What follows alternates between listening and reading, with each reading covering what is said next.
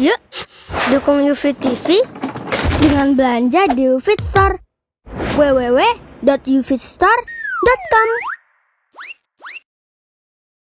Allah Subhanahu wa taala berfirman, "Ana inda dhanni 'abdi bi, falyadhun bi 'abdi ma syaa." Sungguhnya aku tergantung persangkaan hambaku. Oleh karenanya hambaku silakan dia berprasangka dengan apa yang dia mau terhadap diriku. Jika dia berbaik sangka berupa kebaikan, maka kebaikan baginya. Jika dia berprasangka buruk, maka keburukan baginya. Sungguh, tatkala seorang hamba berprasangka senantiasa berprasangka baik kepada Allah Subhanahu wa taala, maka dia telah mendapatkan kebaikan yang sangat besar. Ibnu Mas'ud radhiyallahu taala anhu pernah berkata, "Ma utiya 'abdun mu'minun qad syai'an khairun min husni dhanni billah." Kata Ibnu Mas'ud, tidaklah seorang hamba diberikan kebaikan yang lebih baik daripada berbaik sangka kepada Allah Subhanahu wa taala. Oleh karenanya, kita seorang muslim hendaknya berbaik sangka kepada Rabb kita, terutama pada kondisi-kondisi berikut ini. Kondisi pertama yaitu tatkala seorang melakukan dosa, maka hendaknya dia segera bertobat kepada Allah Subhanahu wa taala dan berbaik sangka kepada Allah bahwasanya Allah akan menerima taubatnya.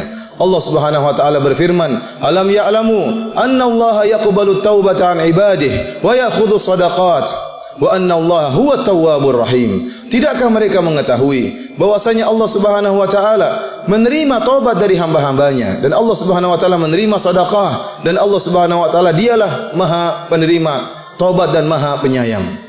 Ingatlah hadis Nabi sallallahu alaihi wasallam. Kata Nabi sallallahu alaihi wasallam, "Adzaba 'abdun dzamban faqala Allahumma ighfirli." Seorang hamba melakukan dosa, kemudian dia berkata, "Ya Allah, ampunilah aku." Maka apa kata Allah Subhanahu wa taala? "Alima 'abdi anna lahu rabban ya'khudhu bidzam wa yaghfiru dzam." Sungguhnya hambaku mengetahui bahwasanya dia memiliki Tuhan yang menyiksa karena dosa dan mengampuni dosa. Ghafartu lahu, maka Allah Subhanahu wa taala pun mengatakan, aku ampuni hambaku ini. Tsumma makatha masyaallah, kemudian hamba ini dalam beberapa waktu tidak bermaksiat, kemudian dia bermaksiat kembali. Fa'adnaba dzamban akhar, terjerumus lagi dalam kemaksiatan. Kemudian dia segera berkata, Allahumma ighfirli, ya Allah ampunilah aku.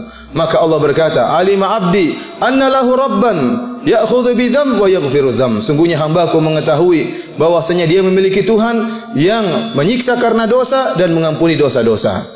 Maka kata Allah Subhanahu wa taala, "Ghafartu lahu," aku ampuni dia. Summa makatha masyaallah, kemudian dia bertahan tidak melakukan maksiat, kemudian terjerumus lagi dalam kemaksiatan berikutnya. Kemudian dia berkata dengan penuh keyakinan dan husnudzon, berprasangka baik kepada Allah Subhanahu wa taala, dia mengatakan, "Rabbi ghfirli, ya Allah ampuni aku."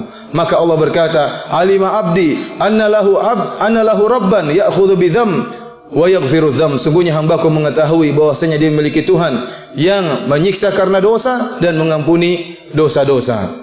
Ghafartu lahu, maka aku telah mengampuni dia. Kata Allah Subhanahu wa taala, "Ushidukum anni ghafartu lahu," aku saksikan kalian bahwasanya aku telah mengampuninya. Bahkan dalam riwayat kata Allah Subhanahu wa taala, "Falyamal 'abdi ma syaa," silakan hambaku melakukan apa yang dikehendaki. Kata para ulama, selama seorang berdosa kemudian bertobat, kemudian berdosa, kemudian bertobat dan memenuhi persyaratan tobat, maka selama itu pula Allah akan senantiasa mengampuni dosa-dosanya. Oleh karenanya seorang tatkala terjerumus dalam kemaksiatan, jangan dia menunda-nunda taubatnya. Yakinlah bahwasanya Allah Maha menerima taubatnya. Seketika dia bertobat, seketika itu pula Allah Subhanahu wa taala akan mengampuni dosa-dosanya. Ingatlah sabda Nabi sallallahu alaihi wasallam, "Wallahu lallahu arham bi ibadihi min hadhihi bi waladiha." Sungguhnya Allah Subhanahu wa taala lebih sayang kepada hamba-hambanya daripada kasih sayang seorang ibu kepada anaknya sendiri.